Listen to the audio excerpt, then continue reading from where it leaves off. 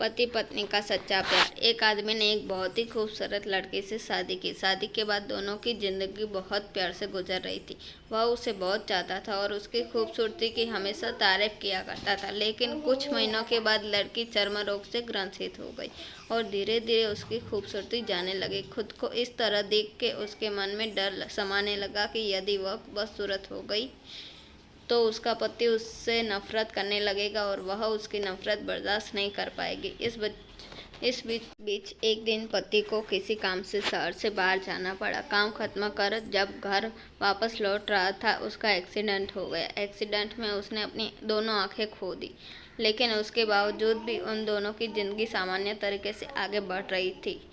समय गुजरता रहा और अपने चर्म रोग के कारण लड़की ने अपनी खूबसूरती पूरी तरह गंवा दी। वह बदसूरत हो गई, लेकिन अंधे पति को इस बारे में कुछ भी पता नहीं था, इसलिए इसका उनके भी खुशहाल विवाहित जीवन पर कोई प्रभाव नहीं पड़ा। वह उसे उसी तरह प्यार करता रहा। एक दिन उस लड़के की मौत हो गई। पति अब अकेला हो गया था। वह बहुत दुखी था। वह उस शहर को छोड़कर जाना चाहता था। उसने अंतिम संस्कार की सारी क्रियाविधि पूर्ण की और शहर छोड़कर जाने लगा।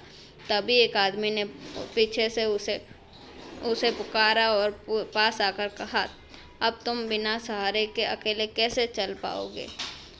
इतने साल तो तुम्हारी पत्नी तुम्हारी मदद किया करती थी। पति ने जवाब दिया, दोस्त, मैं अंधा नहीं हूँ, मैं बस अंधा होने का नाटक कर रहा था।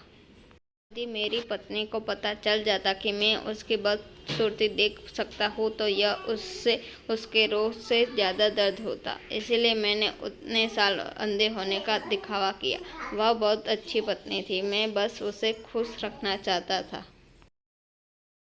इससे हमें ये सीख मिलती है कि खुश रहने के लिए हमें भी एक दूसरे की कमियों के प्रति आंखें बंद कर लेनी चाहिए और उन कमियों को नज़रअंदाज कर लेना चाहिए।